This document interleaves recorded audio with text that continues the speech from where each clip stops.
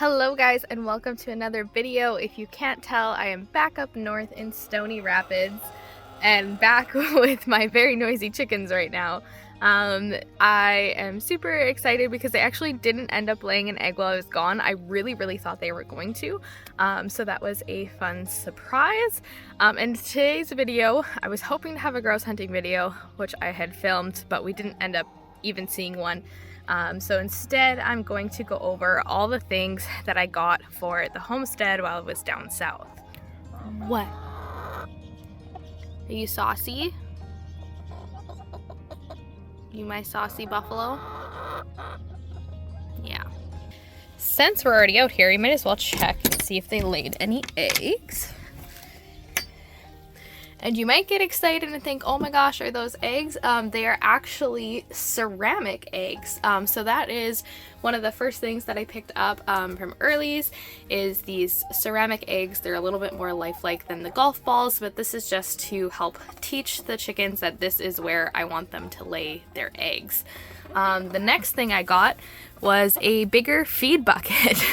So as you remember, I was using actually this waterer temporarily as a feeder because I had got somebody to pick me one up and they accidentally grabbed the water instead. I'm trying to film a video here. So now I got their actual feeder. It did get rained on. So it's a little wet right now, but I'm just coming in and making sure the feed is still passing through. But this way the girls can make sure they're getting enough feed, and they can also be left for a little bit longer without having somebody babysitting them. So just some other general kind of garden homestead stuff that I got. I did pick up more bags of food for the chickens. I got the layer feed because I still have enough grower feed until they're gonna start laying. And then I also grabbed diatomaceous earth. I got a 20-pound bag, and this is a dual purpose because you can use it in like sprinkling it on the ground in the run for their dust baths, and it'll help keep like mites and other things that might irritate the chicken's skin down. But you can also use it on the garden for bug deterrent. And if you guys have seen any of my garden videos from this summer, you know that I struggled a lot with bug damage, so I'm really looking forward to that. And then I also got a weeder. It's like a kind of long, it looks like a saddle stirrup almost, but you use it to rake through the roots of all the weeds in the garden, so that should hopefully help. And it's a big tall one which I'll be able to weed standing up, which was one of the reasons why I wasn't weeding as much this summer in the garden. So that is all of the outside stuff. Now I'm gonna head inside and show you what else. I forgot to say that I did also pick up 2 packages of bedding for the chicken coop for the winters. It got a little bit of water on it, so I'm just letting it dry off in the sun, and then these are going to get stored inside. Normally, I keep all the chicken stuff in the shed, but I don't want mice getting into this and making nests. Alright, the next thing that I got was just a little handheld shovel for planting. I thought I had one of these. I know I had one of these at one point. Somewhere in the moving process up here, I can't find it. And so I planted everything with my hands, which is definitely doable, but I would just prefer to have something to assist me with garden planting. So that was definitely one of the things that were on my list. And then the other thing I grabbed were some gloves. So these are going to be used for cleaning out the chicken coop. If I ever have a sick chicken, I want to make sure that I'm not handling it with my bare hands. And then these can also be used for hunting season, you know, for plucking birds or anything where I might want gloves. It's just overall really handy to have on hand. The other thing is we do have mouse traps in the shed where we keep the feed, and if we do catch them, which we do occasionally, I much prefer to handle them with gloves. I just think it's a little bit more sanitary. And yeah, so gloves is going to be a next thing. This is row cover. So this is going to be specifically for the cabbages and the broccolis. Hopefully this will help keep some of that bug damage down. The cabbages especially had such bad bug damage that I didn't even get to try any of them. I did also get some bird feeding stuff. I guess I could show you the other bird feeding stuff I got too. So it might be a little bit hard to see, but I got that bird feeder, that bird fountain, And also the little solar fountain pump, because having a little bit of moving water will help attract birds to your yard. So I post a lot of bird watching stuff over on my photography Instagram page. If you guys don't already follow that one, it's just at Shayna Cassette Wildlife, where I post a lot of my photos, but is also kind of where I put all my birding stuff. So if you guys are birders and interested in that, feel free to check that out. All right, so the next thing falls into the houseplant category. I try not to go too crazy with the houseplants. However, I did get this macrame pot holder because I have this beautiful, lovely long pothos, and I never have anywhere to kind of display how nicely and how big it's gotten. So it now has a spot to live beside my rubber tree.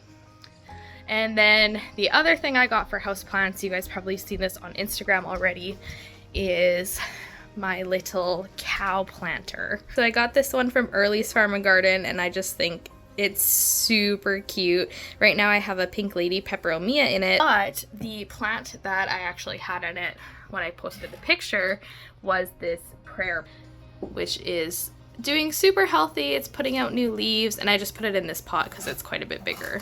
And now that we are in my office / craft room, I can go through the final things that I got. This was a big shopping trip. I don't do them very often, so I got a couple of nice things for myself as well outside of just the homesteading stuff. But one of the first things that I got was some more yarn for knitting projects. So I got this gray and red Monero wool for a sweater from Michaels, and then I also got this green, just regular, I think it's acrylic. Yeah, regular acrylic yarn from Michaels as well.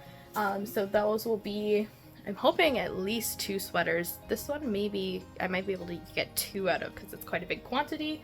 And then I also found a new yarn shop. So I went to Prairie Lily Knitting and Needlework, I believe. I will put a link to it down in the description.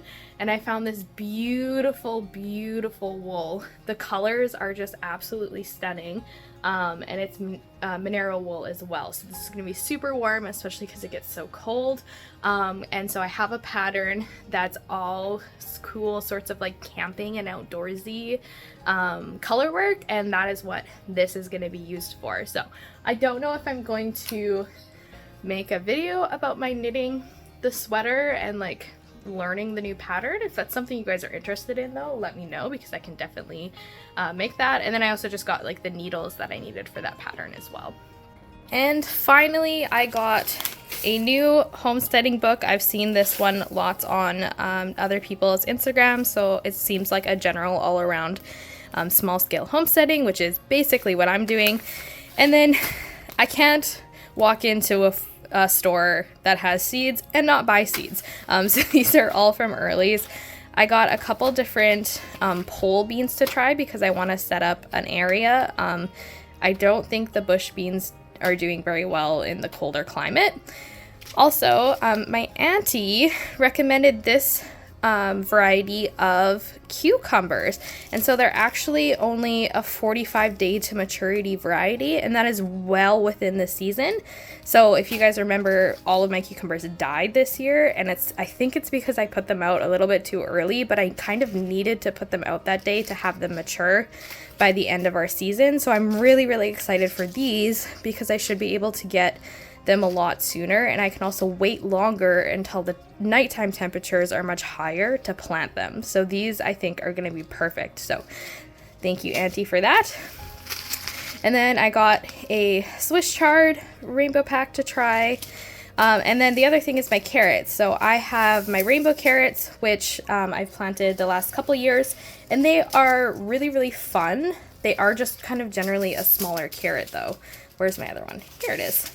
So I want to have bigger carrots that I can put into storage and do stuff with. So we got 3 different varieties to try, and I'm going to plant all 3 of them in similar conditions to try to figure out kind of which one does best up here in our season length. So looking forward to that. And then I got this fun cantaloupe. It's supposedly 72 days theoretically we have 75 frost-free days, so this one's going to be really borderline of if I'll actually get a cantaloupe. But my father-in-law grew a cantaloupe, and my partner was like, that would be kind of fun. And so when I saw this one, I thought, you know what, let's try it. We'll find a spot for it. And then finally, I just got a new pepper variety since the peppers did so well up here. And our jalapenos are actually not very spicy at all. And my partner likes spice, so I'm trying to get a slightly hotter one, but not like a chili, because I will never be able to eat the chili ones. And this one is also 65 to 75 days, so that should work for our season. All right, I think that is everything that I picked up for the homestead while I was down south in Saskatoon this past week. I know this is kind of a little bit more of a thrown together video, a little bit more casual, but I hope you guys will bear with me, because starting next week, I'll be back to kind of my more regular content with videos that are a little bit more organized and planned out. So what we have coming up is, at some point, these chickens are going to start laying eggs. They're 19 weeks today, so it could be anywhere between now and 26 weeks. So I'm really not sure when they are going to start laying, but when they do, I will be putting a video up probably the day of. Like, I'm not even gonna wait for my regular Wednesday post schedule to do that. I'll just throw up a really quick video to let you guys know that they actually started laying. And then we have grouse hunting season has started. I really want to get a few grouse. So I'm hoping to have that video out soon. As well, in a couple weeks, I am heading back south again. We are going on our mule deer hunt. So I don't know realistically how much of that I would actually be able to film, because my priority on that trip is to get meat for our freezer. But I might be able to find some like cool clips of the area and kind of the stuff outside of the actual hunting itself that I could probably share with you guys.